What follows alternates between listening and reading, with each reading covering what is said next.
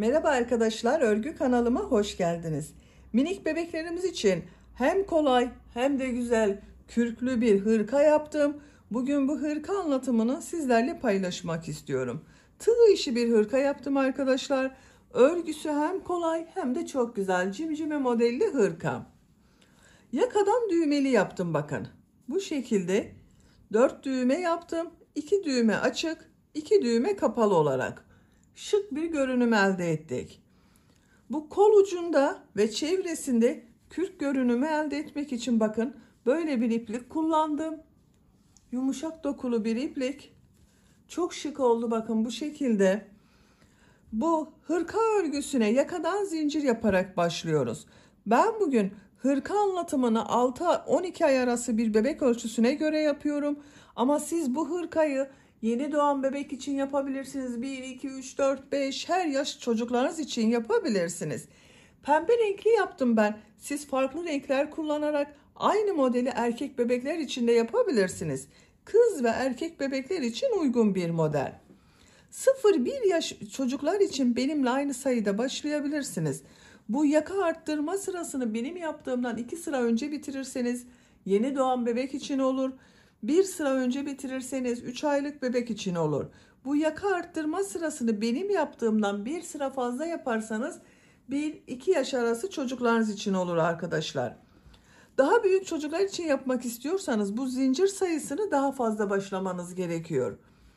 Bu hırka örgüsünde iplik olarak pembe bir renk iplik kullandım. Kullandığım iplik üzerinde 100 gram iplikte 330 metre var.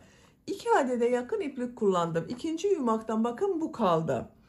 Bu gri renkli iplikler olarak da gri renkli iplik bitti. Ama bakın dokusunu görün diye bu renki gösteriyorum arkadaşlar. Farklı dokulu bir iplik kürk görünümü oluyor ördüğümüz zaman. Markası bu Polar Pofi diye bir marka. Üzerinde 100 gram iplikte 165 metre var. Bundan ben takım yaptım. İplik bitti arkadaşlar. Onun için size mavi renk iplik gösteriyorum.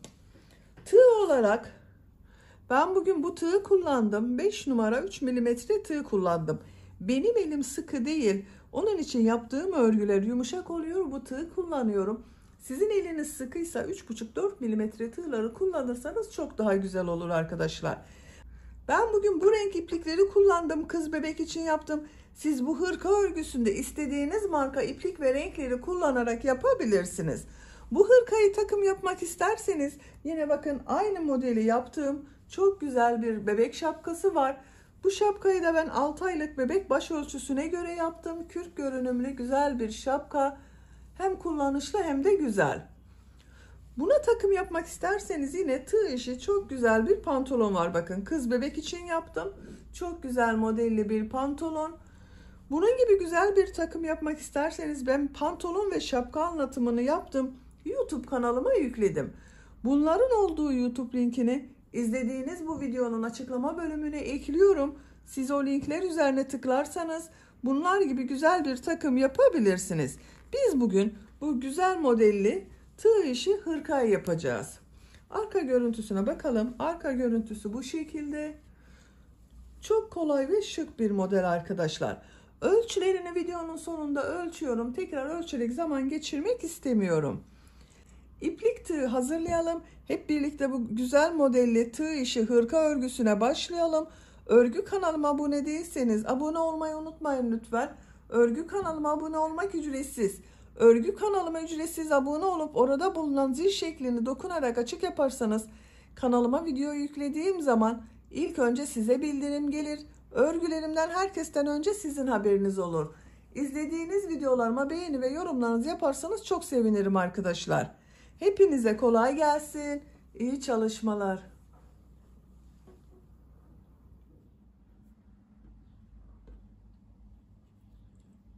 Örgüye yakadan zincir yaparak başlıyorum.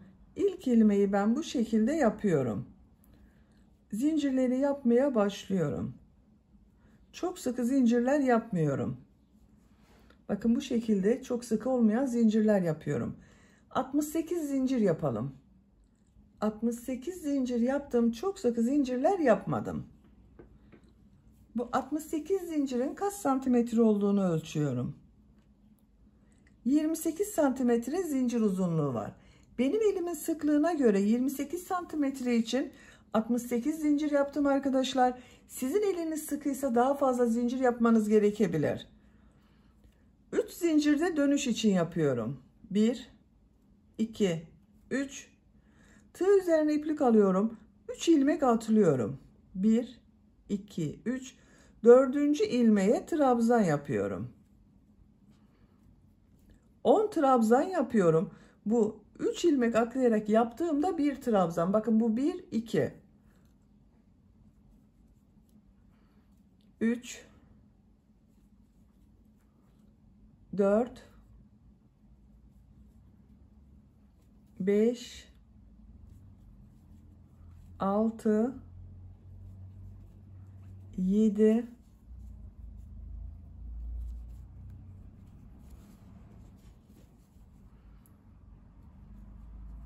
8,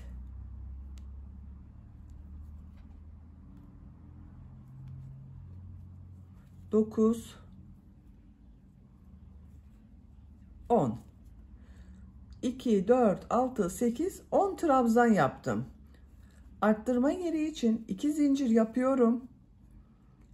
Bu ilmeğe kol bölümü için trabzan yapıyorum. 14 trabzan yapıyorum arkadaşlar.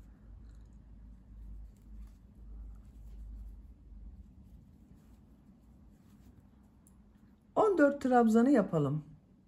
Kol bölümü için 14 trabzan yaptım. 2, 4, 6, 8, 10, 12, 14.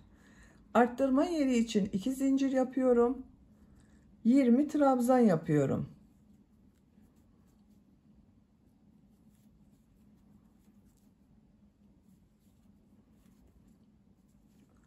Siz buraya kaç trabzan yaptıysanız buraya yaptığımız trabzanın 2 katı olacak. Ben buraya 10 trabzan yaptım. Buraya 20 trabzan yapıyorum. 20 trabzanı tamamlayalım. 20 trabzan yaptım. Bakın görüntüsü bu şekilde oldu. Arttırma yeri için 2 zincir yapıyorum. Kol bölümündeyim arkadaşlar. Bu kol için 14 trabzan yaptım. Buraya da 14 trabzan yapıyorum.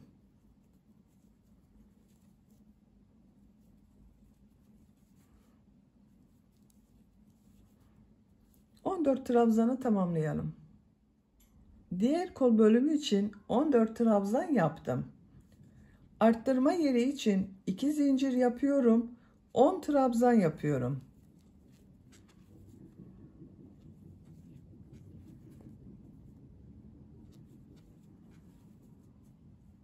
Sıra sonuna kadar devam edelim. 10 trabzanı yaptım. Bu sırada yaka ayrımlarını yaptık. Sıra başında ve sıra sonunda 10 trabzan yaptım. Kol bölümleri için 14 trabzan yaptım. Buraya da bunların ikisi toplamı olan 20 trabzan yaptım. İkinci sıradayım. Bir zincir yapıyorum. Örgüyü çeviriyorum. İlk ilmek üzerine trabzan yapıyorum. Diğer ilmeklere trabzan yaparak devam ediyorum. 10 trabzan yapıyoruz. Bu arttırma zincirine kadar devam edelim. Arttırma zincirine kadar 10 trabzan yaptım. Bu arttırma zinciri üzerine 2 trabzan, 2 zincir, 2 trabzan yapıyorum.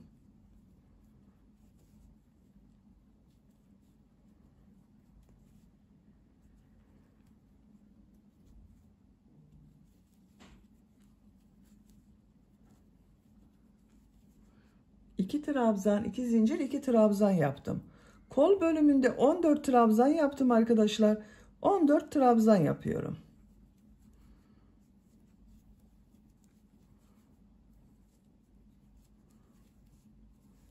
Arttırma zincirine kadar devam edelim. Bu arttırma zincirine kadar trabzanlar yaptım. Bu 2 zincir üzerine 2 trabzan, 2 zincir, 2 trabzan yapıyorum. Arttırmaları 2 trabzan, 2 zincir, 2 trabzan şeklinde yapıyoruz. 2 trabzan, 2 zincir, 2 trabzan yaptım. Diğer ilmeklere trabzan yaparak devam ediyorum. 20 trabzan yaptım, 20 trabzan yapıyoruz.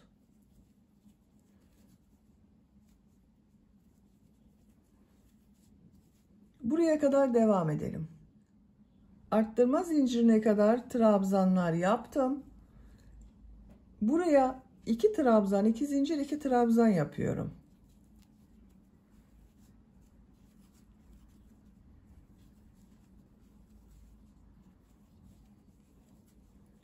Kol için 14 trabzan yapıyorum. Buraya kadar devam edelim. Buraya kadar trabzan yaptım. Arttırma yerine 2 trabzan, 2 zincir, 2 trabzan yapıyorum.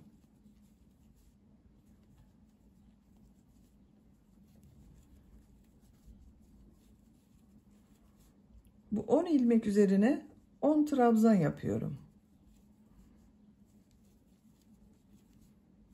Sıra sonuna kadar devam edelim. Sıra sonuna kadar tamamladım. Sıra sonunda bakın bir alt sırada 3 ilmek atlayarak yaptığım bir trabzan var. Bunun 3. ilmeğe tığ takıyorum. Trabzan yapıyorum. Buraya da 10 trabzan yaptım arttırmadan sonra. Bir zincir yapıyorum. Örgüyü çeviriyorum. Bu sırada yine arttırma yapacağız. Bu arttırma yerlerinde bir trabzan, 2 zincir, bir trabzan şeklinde arttırma yapacağız. İlk ilmeğe trabzan yapıyorum. Diğer ilmeklere trabzan yaparak devam ediyorum. Buraya kadar devam edelim. Arttırma yapacağım yere kadar trabzanları yaptım. Arttırma zincirinin üzerine bir trabzan, 2 zincir, bir trabzan yapıyorum.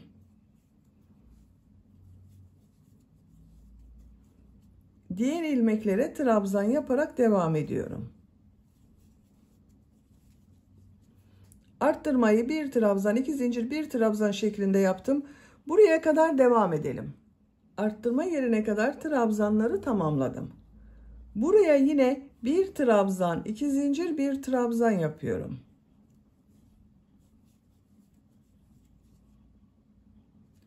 Diğer ilmeklere birer defa trabzan yapıyorum.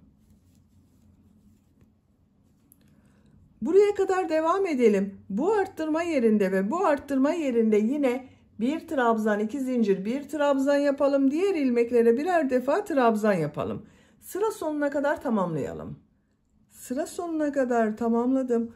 Bu sırada bakın bu arttırma yerlerinde bir trabzan, 2 zincir, bir trabzan yaptım. 4. sıradayım. Bir zincir yapıyorum. Örgüyü çeviriyorum. Bu sırada arttırmaları 2 trabzan, 2 zincir, 2 trabzan şeklinde yapıyoruz. İlk ilmek üzerine trabzan yapıyorum. Diğer ilmeklere trabzan yaparak devam ediyorum. Arttırma yerine kadar devam edelim. Arttırma yapacağım yere kadar trabzanları yaptım. Arttırma zincirinin üzerine 2 trabzan, 2 zincir, 2 trabzan yapıyorum.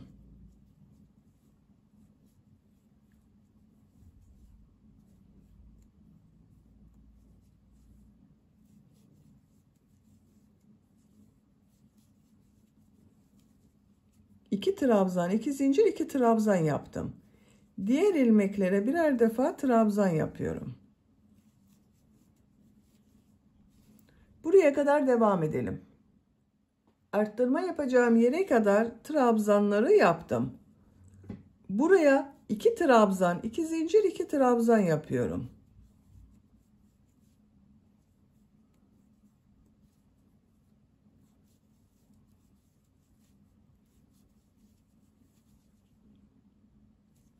Diğer ilmeklere birer defa trabzan yapıyorum.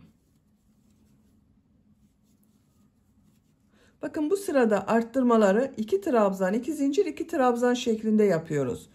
Bu arttırma yerinde ve bu arttırma yerinde de 2 trabzan, 2 zincir, 2 trabzan yapalım. Diğer ilmeklere birer defa trabzan yapalım. Sıra sonuna kadar tamamlayalım. Sıra sonuna kadar tamamladım. Bakın arttırma yerlerinde 2 trabzan, 2 zincir, 2 trabzan yaptım. Diğer ilmeklere birer defa trabzan yaptım. 4. sırayı bitirdik. Yakanın görüntüsü bu şekilde oldu.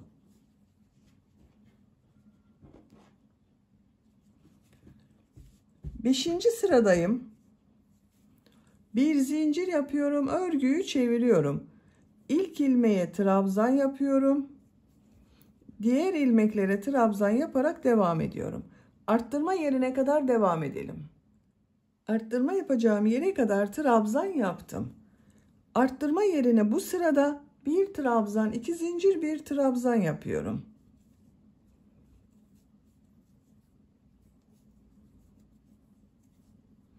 Diğer ilmeklere trabzan yaparak devam ediyorum. Arttırmalar bu şekilde devam edecek arkadaşlar.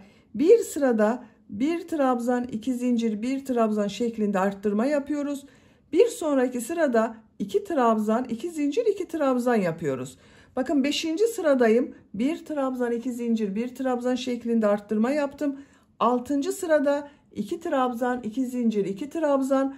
7. sırada bir trabzan, iki zincir, bir trabzan. 8. sırada 2 trabzan, 2 zincir, 2 trabzan. 9. sırada yine 1 trabzan, 2 zincir, 1 trabzan şeklinde arttırmalar yapacağız. Yapacak olduğunuz çocuğun büyüklüğüne göre bu dönüşümlü olarak arttırmaları yaparak yakanın örgüsünü tamamlayalım. Roba örgüsünü arttırmalar yaparak 9 sıra tamamladım. Bir sırada 2 trabzan, 2 zincir, 2 trabzan yaptım. Bir sırada bir trabzan, iki zincir, bir trabzan şeklinde arttırma yaptım. 1, 2, 3, 4, 5, 6, 7, 8, 9. Santimetre olarak ölçüyorum. 10 santimetre yükseklik var. Şu şekilde katlıyorum. Bakın arkadaşlar, böyle. Benim yapacağım ölçü için yeterli.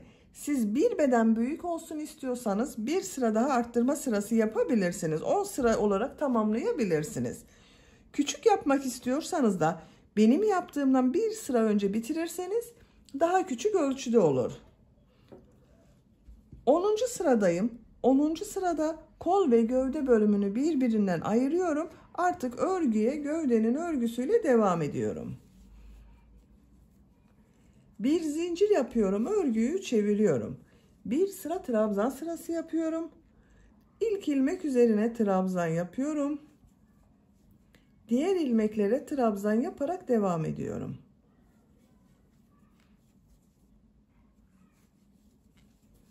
Buraya kadar devam edelim.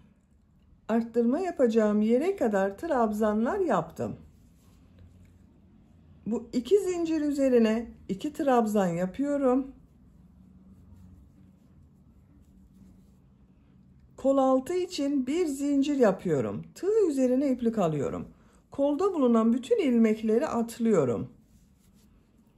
Arttırma yerine 2 trabzan yapıyorum. Diğer ilmeklere trabzan yaparak devam ediyorum. Bakın, kol bölümünü ayırdım.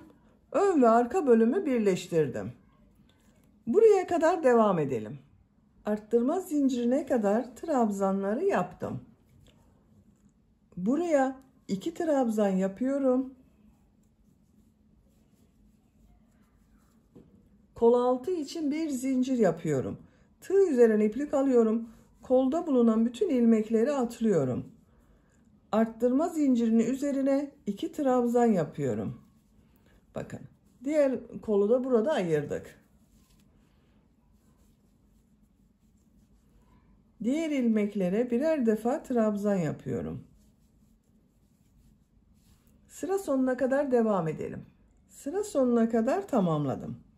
Bu sırada bakın, kol ve gövde bölümünü birbirinden ayırdım. Ön ve arka bölümü birleştirdim. Artık örgü gövdenin örgüsüyle devam edecek. Bu sırada model yerleştirmeye başlıyorum. Bir zincir yapıyorum. Örgüyü çeviriyorum. İlk ilmeğe trabzan yapıyorum. Tığ üzerine iplik alıyorum. İkinci ilmeğe 2 trabzan yapıyorum.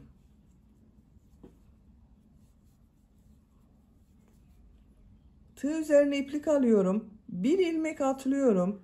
İkinci ilmeğe 2 trabzan yapıyorum.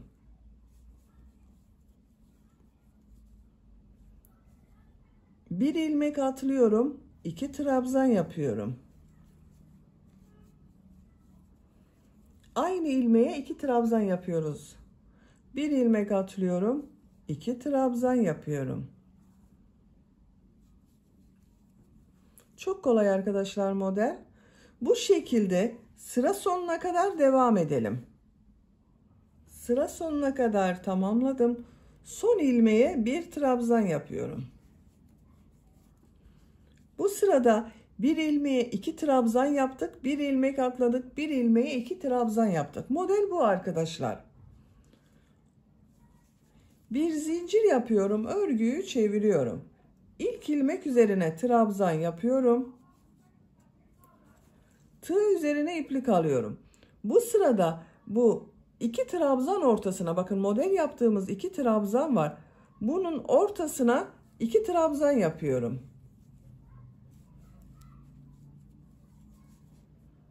Tığ üzerine iplik alıyorum. Bu 2 trabzanın ortasına 2 trabzan yapıyorum.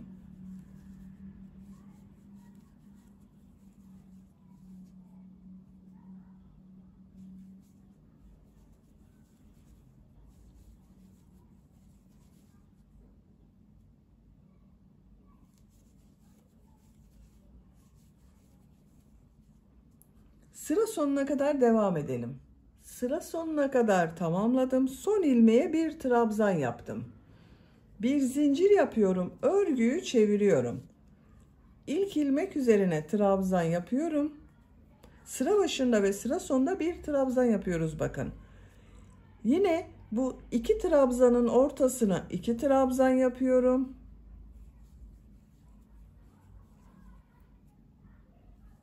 Model gördüğünüz gibi çok kolay.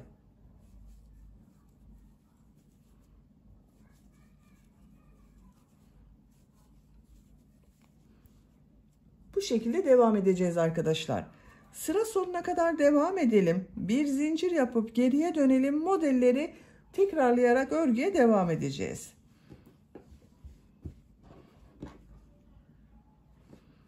Yapacak olduğunuz çocuğun büyüklüğüne ve tercihinize göre bu model sırasını istediğiniz kadar tekrarlayarak gövdenin örgüsünü tamamlayalım. Gövde örgüsünü 18 model sırası yaptım. 1, 2, 3, 4, 5, 6, 7, 8, 9, 10, 11, 12, 13, 14, 15, 16, 17, 18. Santimetre olarak ölçüyorum.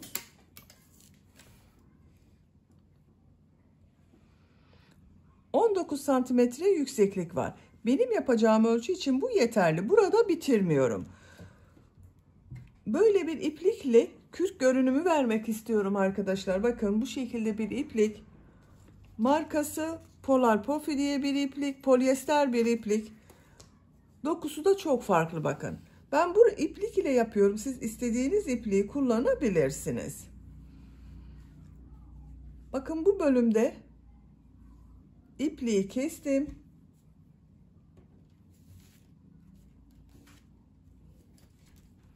Buradan ilmek yapıyorum. Bu iplik ile 2 zincir yapıyorum.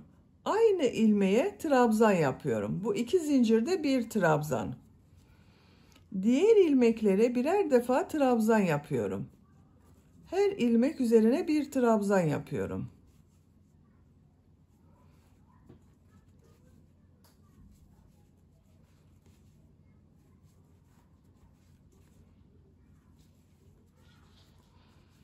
Bakın yumuşacık kürk görünümü elde ediyoruz arkadaşlar. Sıra sonuna kadar devam edelim. Buraya kadar trabzanlar yaptım. Bakın bu şekilde bir görüntü elde ettim. Bu son ilmek üzerine 4 trabzan yapıyorum. Aynı ilmeğe bakın 4 trabzan yapıyorum.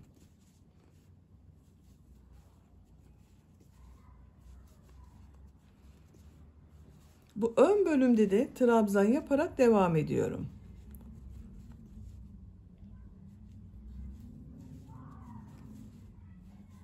Şu şekilde gördüğüm ilmeklere trabzan yapıyorum.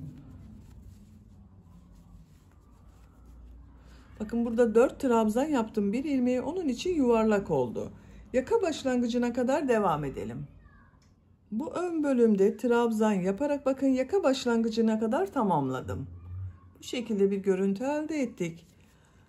Bu yaka başlangıcında bu ilk ilmek içine 4 trabzan yapıyorum. Yuvarlak bir görüntü elde etmek için bakın buraya 4 trabzan yapıyorum. Yaka çevresinde bulunan ilmeklere birer defa trabzan yapıyorum.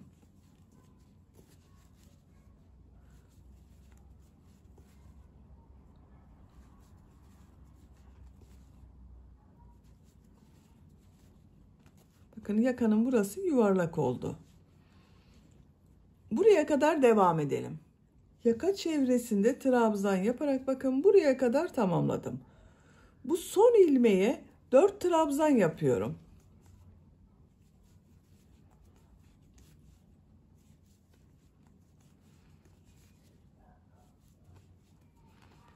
Bakın aynı ilmek içine 4 trabzan yaptım. Diğer ön bölümde de trabzan yaparak devam ediyorum.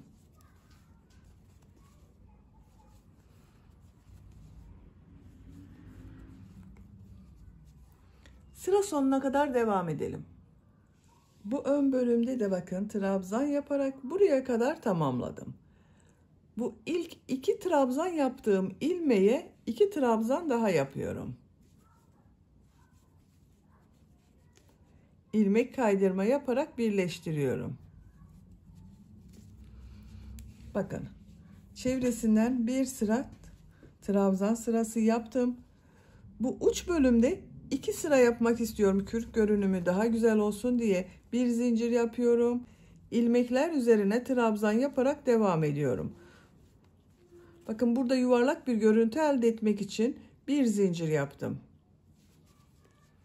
Diğer ilmeklere trabzan yaparak devam ediyoruz bakın.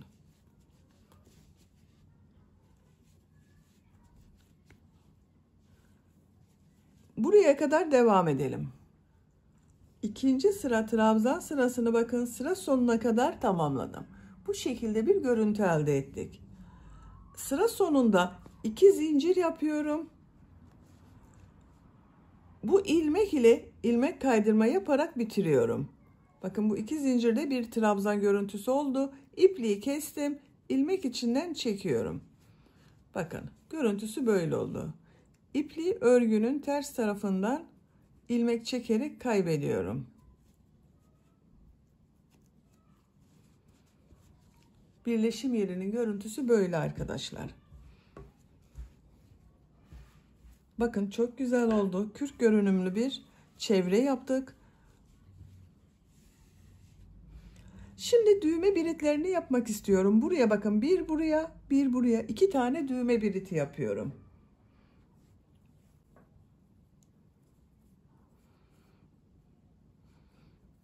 Zincirler yapıyorum. 17 zincir yapıyorum. 3, 4, 5, 6, 7, 8, 9, 10, 11, 12, 13, 14, 15, 16, 17. 17 zincir yaptım. Tığ üzerine iplik alıyorum. 2, 4, 5 ilmek atlıyorum. 6. ilmeğe trabzan yapıyorum. Bu 5 ilmek atladığım düğme iliği olacak. Diğer ilmeklere trabzan yaparak devam ediyorum. 12 trabzan yapıyorum.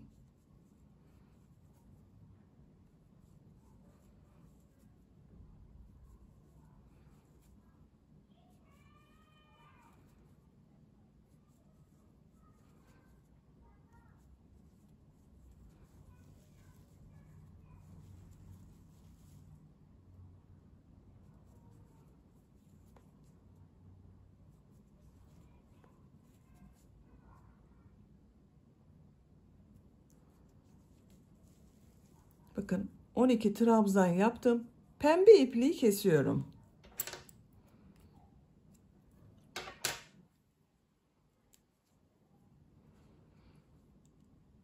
Burada bakın 5 ilmek atladım. Düğme iliği yaptım. Buraya da 12 trabzan yaptım. Bu ilmeği kestiğim bakın ipliği kestiğim ilmekten şu iplik ile bir ilmek yapıyorum. Sağlamlaştırdım. İlmek kaydırma yapıyorum. Bakın ilmeklere ilmek kaydırma yapıyorum. Sık iğne yaparsam çok kalın oluyor. İplik kalın olduğu için her ilmekten ilmek kaydırma yapıyorum.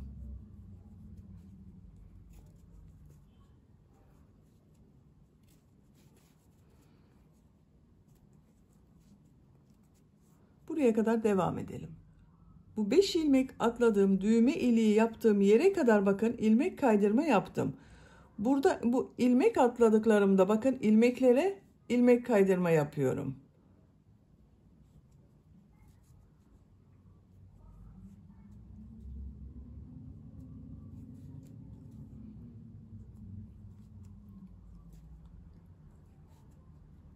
Diğer ilmekleri de ilmek kaydırma yapıyorum.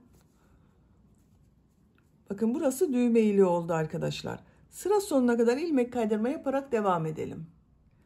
Sıra sonuna kadar ilmek kaydırma yaparak devam ettim. İpliği bakın ters taraftan çektim. Düğme biletinin birisini bitirdim arkadaşlar. Bundan 2 tane yapacağız. Ben ikincisini de hazırladım. Aynı şekilde başladım bakın. Bu şekilde hazır 2 düğme bileti. Şimdi bunlara düğme dikeceğiz. Bakın ben bu şekilde 4 tane düğme yapıyorum. Siz tercihinize göre istediğiniz gibi düğme kullanabilirsiniz. Şu şekilde dikeceğiz arkadaşlar. Bakın birisini buraya, birisini de ben bu kol ayrımı yaptığımız sıraya yapıyorum. İğneye iplik takıyorum. Bakın şu şekilde iğneye iplik taktım. Düğüm atıyorum. Örgünün ters tarafından şu şekilde sabitliyorum. Buraya düğmenin birisini yerleştiriyorum. Bakın şu şekilde düğme iliği karşı tarafta kalıyor. Buraya düğmeyi yerleştiriyorum bakın.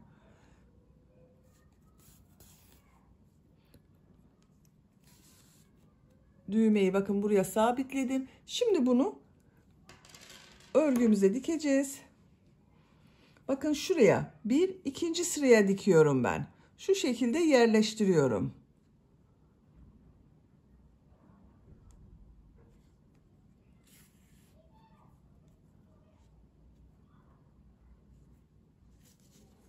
Birkaç defa dikebilirsiniz sağlam olsun diye.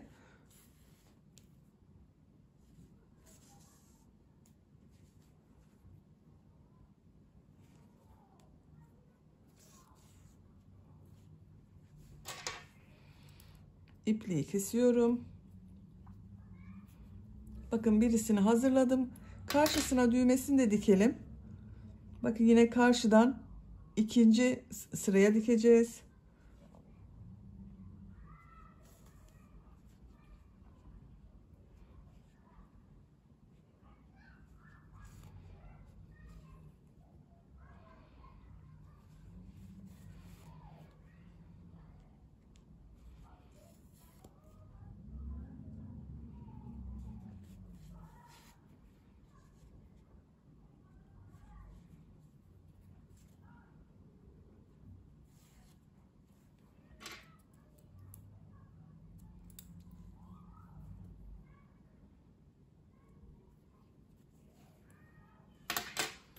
Bakın birisi hazır arkadaşlar. Şu şekilde yaptığım düğme iliğine takıyorum.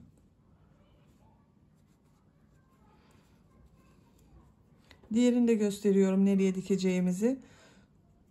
Düğme iliğinin diğer tarafında bu düğmeyi sabitliyorum.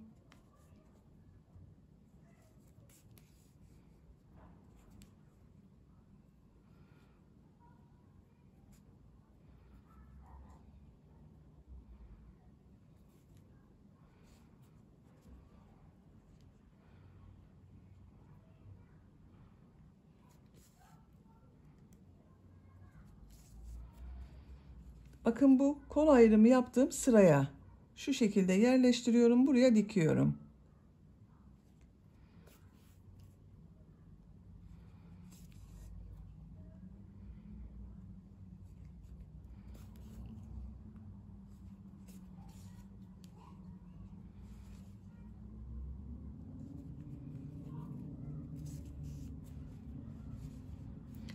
Şu düğmeyi de dikelim, bitirelim. Karşı tarafa da bakın düğmelerini diktim. Hazırladım arkadaşlar. Şu şekilde burada yaptığım düğme iliklerine takıyorum. Bakın düğme biritleri çok şık oldu. Güzel oldu.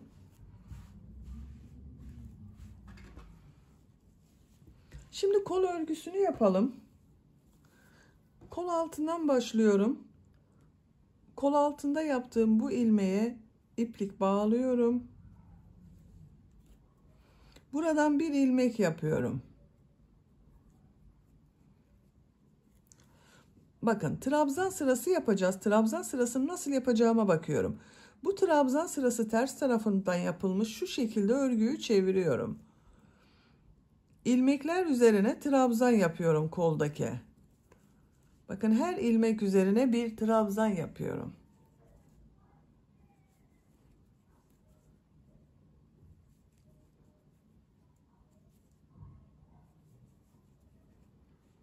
Sıra sonuna kadar devam edelim. Sıra sonuna kadar trabzan yaptım. Kol altında yaptığım bu ilmek ile ilmek kaydırma yaparak birleştiriyorum. Bakın bir sıra trabzan sırası yaptım. Bu kol bölümünü gövde bölümünden ayırdığım sırada yaptığım trabzanların devamı oldu. Bu sırada model yerleştirmeye başlıyorum. 4 zincir yapıyorum. V şekilleri yapıyoruz arkadaşlar. Örgüyü çeviriyorum. Bu ilk ilmek üzerine trabzan yapıyorum. Bakın ilk model bu. Tığ üzerine iplik alıyorum. Bir ilmek atlıyorum. İkinci ilmeğe 2 trabzan yapıyorum. Bir ilmek atlıyorum. 2 trabzan yapıyorum. Bir ilmek atlıyorum. 2 trabzan yapıyorum. Gövde bölümünde yaptığımız modelleri yapıyoruz. Sıra sonuna kadar devam edelim. Sıra sonuna kadar modelleri yaptım. Son yaptığım modeli ilk model ile bakın şu şekilde birleştiriyorum. İlmek kaydırma yaparak.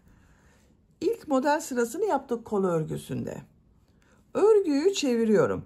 Örgüyü çevirerek örüyorum arkadaşlar. Bakın gövde bölümünde de örgüyü çevirerek ördüğümüz için görüntü farklı olmasın diye kol bölümünde de örgüyü çevirerek örüyorum. Siz tercihinize göre örgüyü çevirmeden bu şekilde yuvarlak şekilde de devam edebilirsiniz. İlk ilmek üzerine bakın şu model üzerine ilmek kaydırma yaparak geçiş yapıyorum. 2 zincir yapıyorum. Tığ üzerine iplik alıyorum.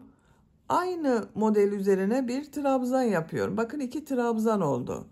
Tığ üzerine iplik alıyorum. İkinci model ortasına 2 trabzan yapıyorum. Diğer model ortasına 2 trabzan yapıyorum.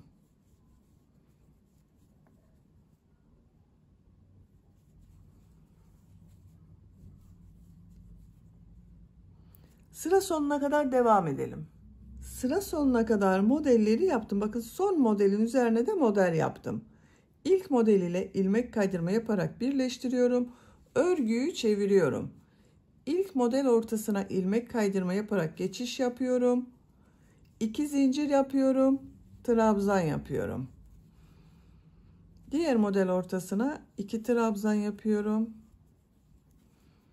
Diğer model ortasına 2 trabzan yapıyorum. Bakın.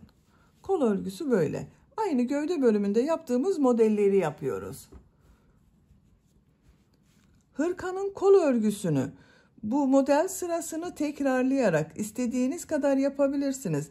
Gövde sırasıyla aynı sayıda yapabilirsiniz veya 1-2 sıra eksik veya fazla yapabilirsiniz.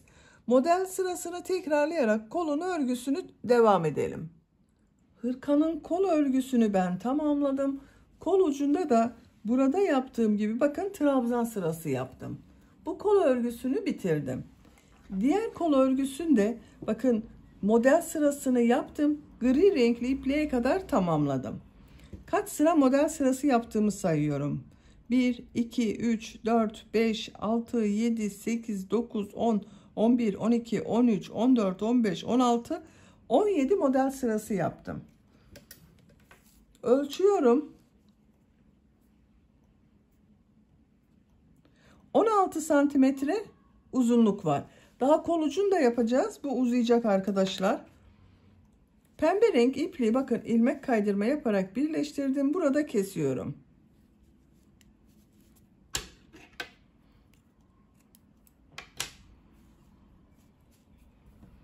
Gri renkli iplik ile devam ediyorum.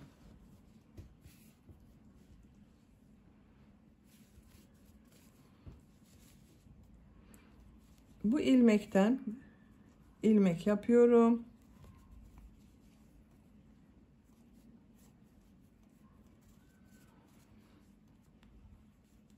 İki zincir yapıyorum. Tığ üzerine iplik alıyorum. Her ilmek üzerine bir trabzan yapıyorum.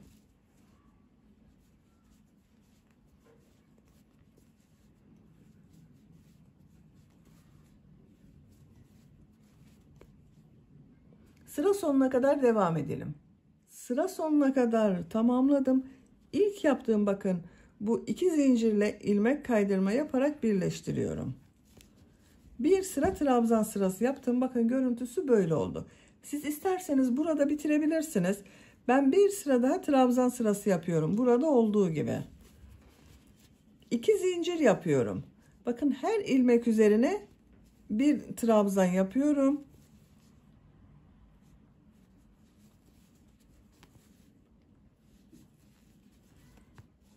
Sıra sonuna kadar devam edelim. Sıra sonuna kadar tamamladım. Bu ilk ilmek ile bakın ilmek kaydırma yaparak birleştiriyorum. İpliği kesiyorum.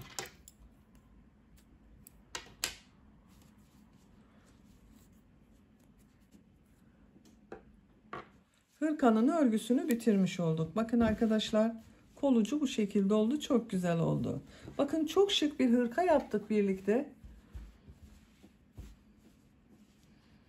Arka görüntüsüne bakalım. Bakın arka görüntüsü bu şekilde.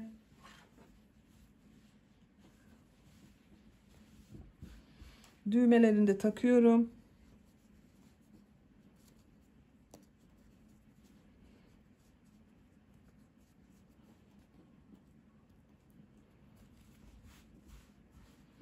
Bakın. Bitmiş olarak size ölçülerini söylüyorum. Kol altının buradan gövde genişliğini ölçüyorum. 26 santimetre. Yüksekliğini ölçüyorum. Kol altından gövde yüksekliği 22 santimetre. Kol yüksekliğini ölçüyorum. 18 santimetre kol yüksekliği var. 6 aylık bir bebek için yaptım. Bu ölçüde oldu arkadaşlar. Bakın çok güzel oldu. Beni dinlediğiniz ve izlediğiniz için hepinize çok teşekkür ederim. Örgü kanalıma abone değilseniz abone olmayı unutmayın lütfen. Örgü kanalıma abone olmak ücretsiz. Örgü kanalıma ücretsiz abone olup orada bulunan zil şeklini dokunarak açık yaparsanız kanalıma video yüklediğim zaman ilk önce size bildirim gelir. Örgülerimden herkesten önce sizin haberiniz olur. İzlediğiniz videolarıma beğeni ve yorumlarınızı yaparsanız çok sevinirim arkadaşlar. Sizlerle yeni örgülerde görüşmek dileğiyle. Hoşça kalın, sevgiyle kalın.